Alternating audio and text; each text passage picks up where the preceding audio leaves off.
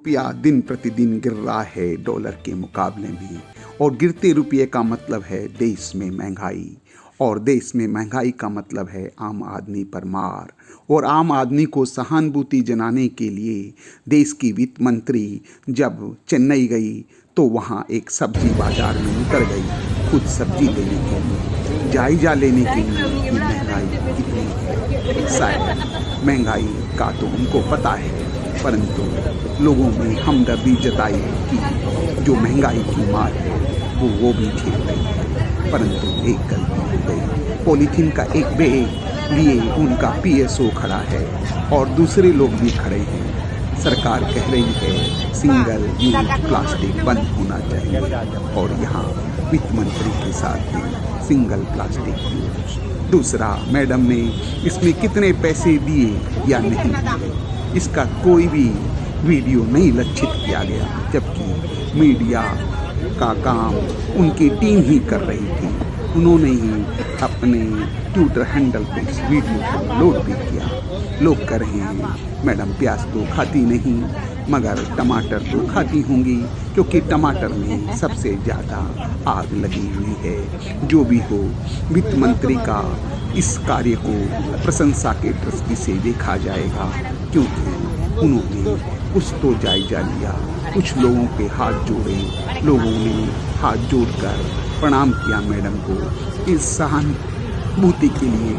आइए हम बताते हैं ये रुपये का दाम क्यों गिर रहा है, और ये रुपये के दाम गिरने से तेल महंगा हो जाएगा, तेल महंगा हो जाने से महंगा होगा। इस तरह से डॉलर बढ़ता जाएगा और रुपया गिरता जाएगा। देखिए साहब, 54 रुपये से आते आते 80 होते होते 82 तक पहुंच गया। राहुल गांधी मजाक उड़ा रहे हैं कि भारत की सरकार क्या कर रही है। उड़ाई भी क्यों नहीं, मोदी जी ने भी तो ऐसे ही उड़ाया था। मनमोहन के सिंह ललकारा था कि सरकार क्या कर रही है, महंगाई की आग लग जाएगी। वित्त मंत्री कहती है वो चिंतित है, वो रिजर्व बैंक ऑफ इंडिया के साथ काम कर रही है, चेष्टा कर रही है किस तरह से रुपये को बढ़ाया जाए, मगर वो करे क्या। डॉलर मजबूत होता गया है, और ये सिर्फ उनके देश में नहीं हुआ, सारे दुनिया की करेंसी सारे देशों की गिरी है। तो इसमें वो क्या कर सकती हैं, रुपया भी तो गिरेगा ही। और दूसरे देशों की तुलना में, ब्रिटेन, जर्मनी, इन बड़े देशों की तुलना में, जापान की तुलना में रुपया बहुत कम भारत में गिरा है। इसलिए चिंता की कोई बात नहीं है, हम ज़्यादा सुरक्षित हैं। डॉलर तो मजबूत हुआ है, हो भी क्यों नहीं। वहाँ के फेडरल बैंक ने साहब ब्याज दर बढ़ा दी, और जैसे ही ब्याज दर बढ़ाई, हमारे स्टॉक एक्सचेंज से, हमारे यहाँ पर जो इन्वेस्टमेंट से, उनसे वहाँ के लोग इन्वेस्टर रुपया निकाल कर वहाँ ले गए। इस तरह से डॉलर मजबूत होता गया। भले ही अमेरिका के अंदर महंगाई की आग लगी हो, मगर वो डॉलर को मजबूत बनाएंगे ही, रुपये को गिराएंगे ही। और इस रुपया गिराने का दूसरा कारण है तेल महंगा हो गया, और हमारा सारा पैसा तेल को इंपोर्ट करने में जाता है। कोरोना वायरस ने हमको मारा, सारी दुनिया को मारा, अर्थव्यवस्था चौपट हो गई।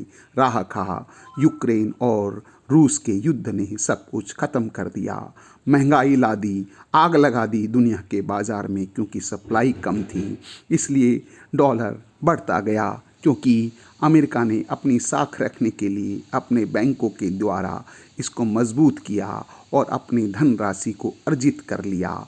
और रिज़र्व बैंक इसके लिए काट भी कर रहा है, मगर करे क्या, बढ़ते डॉलर को रुकाए कैसे।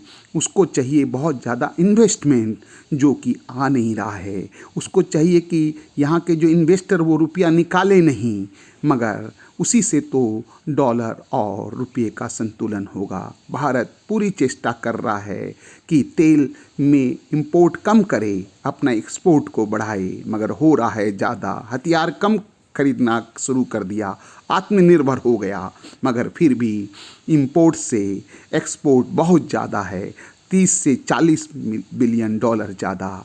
और इसलिए बैंकों को कहा गया है कि वो रुपया बाज़ार में नहीं छोड़ें, डॉलर को खरीदें। और दूसरी संस्थाओं को भी कहा गया है डॉलर को खरीदें, बाहर से इन्वेस्टमेंट आए, बाहर जो काम करने वाले लोग हैं वो डॉलर में हमें रुपया भेजें। शायद लाइसेंस करके ड्रॉप निकाल कर रुपये को मजबूत किया जाए, मगर सरकार क्या इसको कर पाएगी? रिज़र्व बैंक कर पाएगा? अब ये देखने की बात है कि रुपया और कितना ढुलकता है या फिर बैलेंस्ड हो जाएगा। जो भी हो, हमें अपना इंपोर्ट बढ़ाना पड़ेगा, हमें इन्वेस्टमेंट लाना पड़ेगा, और तभी जाकर हम डॉलर के अनुपात में आगे बढ़ पाएंगे। और अगर नहीं बढ़ पाए तो बहुत ही बुरा हो सकता है, मगर इतनी चिंता की बात नहीं है। सरकार सजग है। मंत्री ने भी लोगों के बीच सब्जी खरीद कर यही बात की सूचना दी।